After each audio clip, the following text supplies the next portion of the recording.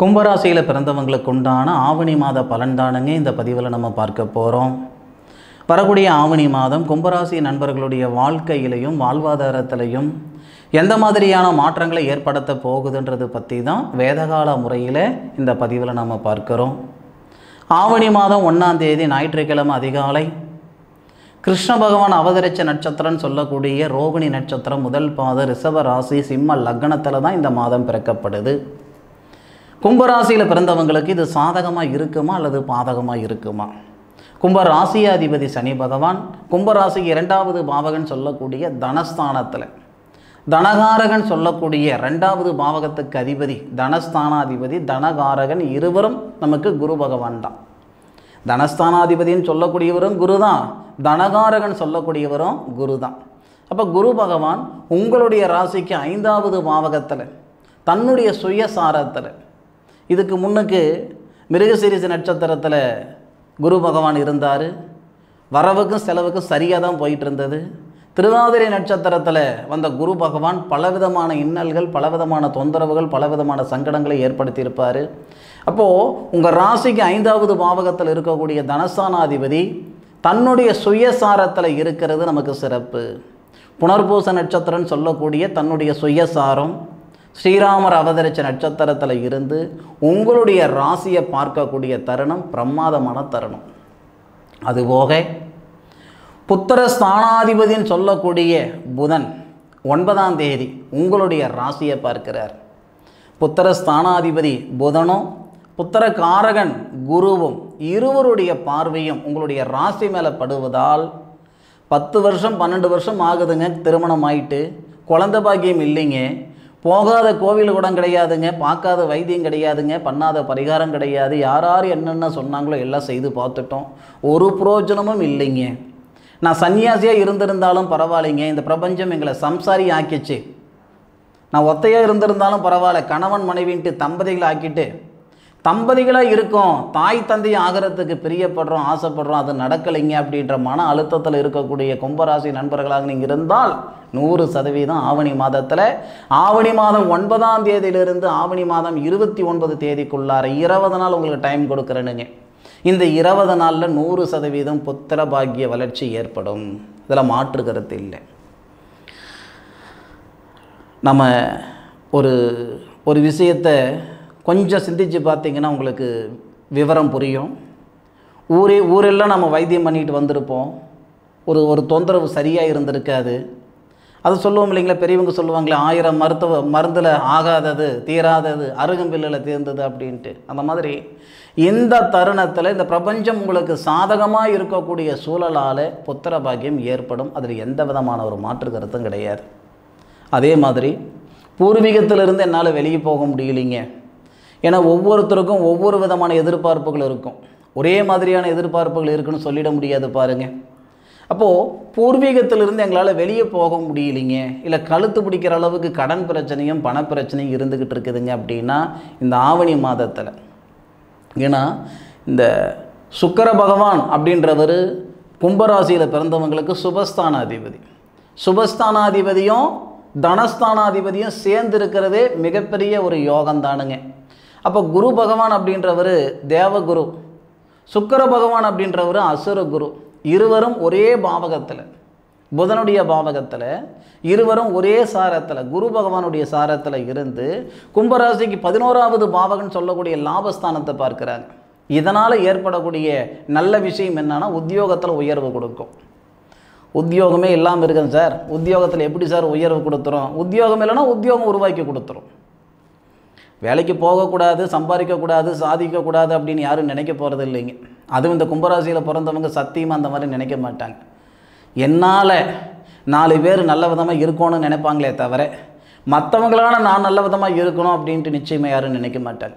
அப்போது கும்பராசியில் பிறந்த உங்களுக்கு ஆவணி மாதம் 1ஆம் தேதியிலிருந்து 5 தேதிக்குள்ளார உங்களுடைய மனநிலை ரொம்ப பிரகாசமாக இருக்கும்.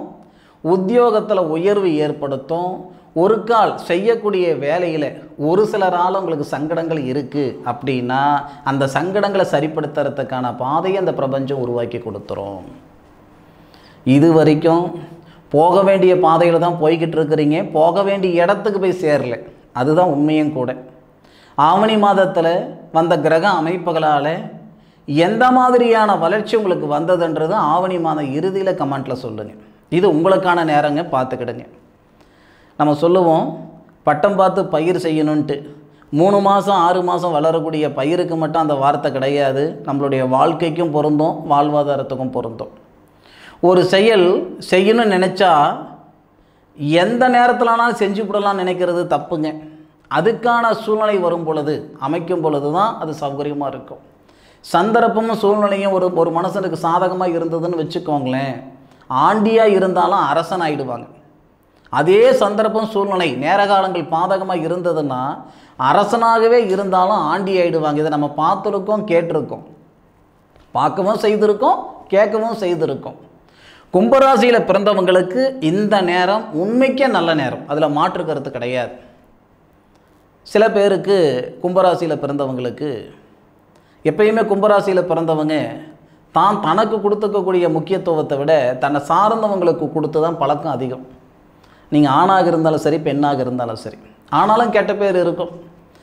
ஏன் போனாலும் நான் என்ற பேர், நல்லதே செஞ்சாலும் கெட்டதுன்ற பேர், இதெல்லாம் உங்களுக்கு பழகி போச்சு. இதெல்லாம் ரொம்ப பரிச்சயமாகி போச்சு.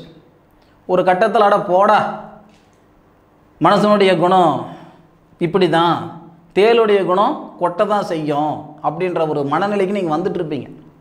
இந்த நேரத்தில் ஒரு மனுஷனுக்கு இருக்கக்கூடிய மிகப்பெரிய ஒரு கவலை என்னன்னா மன அழுத்தம். அதுவும் மன வாழ்க்கையில் இருக்கக்கூடிய மன அழுத்தம். இந்த திருமண ஸ்தானாதிபதினு சொல்லக்கூடிய அந்த சூரிய பகவான் ஆட்சி நிலையில் வந்து திருமண காரகன் சுக்கிர பகவானுடைய சாரத்தில் வரும் பொழுது எவ்வளோ பெரிய பிரச்சனையாக இருந்தாலும் மன வாழ்க்கையில் சரிப்படுத்திக்கிடலாம். இந்த மாத பலன் சொல்கிறது வந்து 2 விதம் இருக்குதுங்க. ஒவ்வொருத்தரும் ஒவ்வொரு விதம் சொல்லிக்கிட்டு இருக்காங்க இன்றைக்கி. அது நமக்கு வேண்டாம். மாத பலன் 2 விதமாக சொல்லலாம். ஒன்று, நம்ம ராசிக்கு எந்த இடத்துல எந்த கிரகம் இருக்குது, அது எந்த நட்சத்திரத்தில் அந்த கிரகம் இருக்குது, அதை கொண்டு ஒரு மாதிரியாக பலன் சொல்லலாம். இன்னொன்று என்னன்னா, சூரிய பகவானை மட்டுமே கொண்டு மாத பலனை சொல்லலாம். சூரிய பகவான் எந்த பாவகத்தில் வராரு, 3 சாரத்தில் வருவார். அந்த 3 சாரத்தில் வராரு அப்படின்னா அந்த சாரத்தில் ஏறும்போது, அந்த நட்சத்திரத்தில் வரும்போது அதுக்குண்டான பலனை கொடுக்கும். ஏன்னா சூரியன் மட்டுமே மாத கிரகம் அவர் தான், மாதக்கோள் அவர் தான். இந்த கும்பராசியில் பிறந்தவங்களுக்கு சூரியன் வந்து திருமண ஸ்தானாதிபதியாக வராரு. அப்போ ஆட்சி நிலையில் வரக்கூடிய ஒரே மாதம் இந்த ஆவணி மாதம் தானுங்க. நான் சொல்கிற விஷயம் ஜோதிட நாலேஜ் ஒரு 5% உங்களுக்கு இருந்தால் கூட அற்புதமாக புரியும். ஒரு பலன் நான் சொல்கிறேன் அப்படின்னா, நீங்கள் வீடு வாங்குவீங்க அப்படின்னா அந்த இடத்துக்கு அதிபதி சாதகமான சூழ்நிலையில் இருந்தால் தான் நமக்கு அந்த வாய்ப்பு ஏற்படும் இல்லையா? இப்போ திருமண ஸ்தானாதிபதினா சூரியன், அவர் ஆட்சியில் வராரு சுக்கிர பகவானுடைய சாரத்தில் வரும்போது. சரி, சுக்கிர பகவானுடைய சாரத்துக்கு எப்போ சார் வராரு? 13ஆம் தேதியிலிருந்து. மகம் நட்சத்திரம் அப்படின்னா 13 நாள் மகம் நட்சத்திரம், கேதுவுடைய நட்சத்திரத்தில் 13 நாள். ஆவணி மாதம் 1ஆம் தேதியிலிருந்து ஆவணி மாதம் 13 நாளில் நீங்கள் வந்து இடமாற்றங்கள் செஞ்சுக்கலாம். இந்த பாகப்பிரிவினை பிரிக்க முடியாமல் பாகப்பிரிவினை இருக்குது, பாகப்பிரிவினை நீங்கள் செஞ்சுக்கிடலாம். அதே மாதிரி முன்னோர்களை வழிபடுறது, இந்த மாதிரியான ஒரு விஷயங்களுக்கு எல்லாமே இது நல்ல நேரம் தானுங்க. இந்த தொழில் ஸ்தானத்தில் இம்ப்ரூவ்மெண்ட் அடைகிறது, சுய தொழில் செய்கிறது, தொழிலில் மாற்றங்கள் ஏற்படுறது, புத்திரபாகியத்தில் வளர்ச்சி ஏற்படுறது, இதெல்லாமே நமக்கு யோகமான நேரம்தான். சரிங்களா? அதுபோக அந்த 13 தேதிக்கு மேலே 26 தேதி வரைக்கும், ஆவணி மாதம் 13 தேதிக்கு மேலே 26 தேதி வரை மன வாழ்க்கையில் இருக்கிற பிரச்சனைகள் சரியாகும், திருமணத்தில் இருக்கிற தடைகள் நீங்கும். திருமண ஸ்தானாதிபதினு சொல்லக்கூடிய அந்த சூரிய பகவான், திருமண காரகன் சொல்லக்கூடிய பார்வதி அம்மன் அவதரித்த நட்சத்திரம் சுக்கிர பகவானுடைய பூரம் நட்சத்திரத்தில் திருமண காரகனுடைய சாரத்தில் திருமண ஸ்தானாதிபதி வந்து உங்கள் ராசியை பார்ப்பது மன வாழ்க்கையில் நிம்மதியை கொடுக்கும், நிறைவு கொடுக்கும். ஆசை 30 நாள் மோகம் 60 நாள்ன்ற மாதிரி ஆயிடுச்சு, நிம்மதி இல்லாத வாழ்க்கை வாழ்ந்துக்கிட்டு இருக்கிறேன் அப்படின்னா இந்த 13 நாளில் உங்களுடைய வாழ்க்கையில் இருக்கக்கூடிய சங்கடங்களை சரிப்படுத்திக்கிடலாம். பிரிஞ்சு போன காதலராக இருக்கட்டும், பிரிஞ்சு போன கணவன் மனைவியாக இருக்கட்டும், இல்லை நிரந்தரமாக பிரிஞ்சு போயிட்டவங்களுக்கு மறுமணம் ஏற்படுத்திக்கிறதுக்கான ஒரு சந்தர்ப்பம் இந்த நேரத்தில் ஏற்படும். சரிங்களா? அருமையான நேரம் பார்த்துக்கிடுங்க. இன்னும் ஒரு சில பேர் இருக்காங்க, கல்யாணம் ஆகி ப்ராப்ளம் ஆகிடுச்சு, விவாகரத்து ஆகிடுச்சு, இல்லை மன வாழ்க்கையில் சங்கடங்கள் வந்துடுச்சு, பிரிஞ்சு போன காதலர், இதெல்லாம் ஒரு புறம் ஒரு மன அழுத்தம் கொடுக்குதுன்னா, இன்னும் ஒரு சிலருக்கு தப்பாக எடுத்துக்கிடாதீங்க, ஏன்டா இருக்கோம், எதுக்குடா இருக்கோன்ற மனநிலையில் நான் இருந்தேன், எனக்குன்னு ஒரு ஆதரவு இருந்தது, இலைமறைவாக காய்மறைவாக ஒரு வாழ்க்கை நான் வாழ்ந்துக்கிட்டு இருந்தேன், அந்த வாழ்க்கையும் ப்ராப்ளம் வந்துருச்சே, சிக்கல் வந்துருச்சே, தொந்தரவு வந்துருச்சே, அது இன்னும் அதிகமான மன அழுத்தமாக இருக்கும். யாருமே இல்லை அப்படின்ற மனநிலையில் இருக்கும் பொழுது ஒரு உறவு, அது நட்பு ரீதியாகவோ இல்லை எப்படியோ ஒன்று, அவங்க நல்ல விதமாக இருக்கிறதுக்கு, அவங்க உசுரோடு இருக்கிறதுக்கு அதுதான் காரணம் அப்படின்ற ஒரு சூழல் ஏற்படுதுன்னா, அந்த உறவுலையும் ஒரு சில சங்கடங்கள் ஏற்பட்டிருந்தாலும் இந்த நேரத்தில் சரி செஞ்சுக்கலாம். இது தயவு செய்து தப்பாக எடுத்துக்கிடாதீங்க, இவர் வேறு ஏதோ சொல்கிறாருன்னு நினச்சிக்கிடாதீங்க. சரிங்களா? நல்ல விதமாக வாழ்ந்துக்கிட்டு இருக்கிறவங்க, ஊரறிய வாழ்ந்துக்கிட்டு இருக்கிறவங்க 10 பேர் இருக்கிறாங்கன்னா, இலைமறைவாக காய்மறைவாக வாழ்கிற வாழ்க்கை 2 பேர் இருக்க தான் செய்கிறாங்க. அது அந்த 8 பேருடைய பார்வைக்கு அது தப்பாக தெரியும், அவங்களுக்கு தான் தெரியும் அதில் இருக்கக்கூடிய என்ன சொல்கிறது ஒரு முக்கியத்துவம் என்ன, உண்மைத்துவம் என்னன்றது. சரி, அவங்க மனசை பொறுத்து.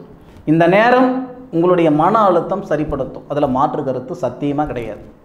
அதே மாதிரி இந்த 10வது பாவகத்தில், 10வது பாவகத்துக்கு அதிபதி உங்களுக்கு செவ்வாய் தானே, அந்த செவ்வாய் உங்களுக்கு 9வது பாவகத்துக்கு வரக்கூடிய நேரம் நல்லா இருக்குது.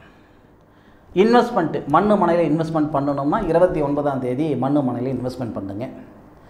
இல்லை வெளிநாடு சம்மந்தப்பட்ட வேலைக்கு நான் போகணும் அப்படின்னு நினைக்கிறீங்கன்னா 6ஆம் தேதி, ஆவணி மாதம் 6ஆம் தேதி நீங்கள் ட்ரை பண்ணலாம். அது பிரமாதமாக இருக்கும், நல்ல விதமாக இருக்கும். ஆக இந்த கும்பராசியில் பிறந்தவங்களுக்கு ஒவ்வொரு கட்டத்திலையும் ஒவ்வொரு மாதிரியான மாற்றங்களை இந்த பிரபஞ்சம் தரப்போகுது, இதில் மாற்று கருத்து கிடையாது. சரியான முறையில் இந்த ஆவணி மாதத்தை நீங்கள் பயன்படுத்திக்கிட்டிங்கன்னா கட்டாயம் சொல்கிறேனுங்க, ஒரு அற்புதமான ஒரு வாழ்க்கையும் வாழ்வாதாரத்தையும் இந்த பிரபஞ்சம் தரும், அதில் மாற்று கருத்து கிடையாது. அனுபவித்து சொல்லுங்கள். ஆராய்ச்சி உங்களுக்கு நான் பலன் சொல்லியிருக்கேன், அனுபவித்து சொல்லுங்கள். அதுபோக ஒரு அற்புதமான விஷயத்தை செய்துட்ருக்கிறேனுங்க.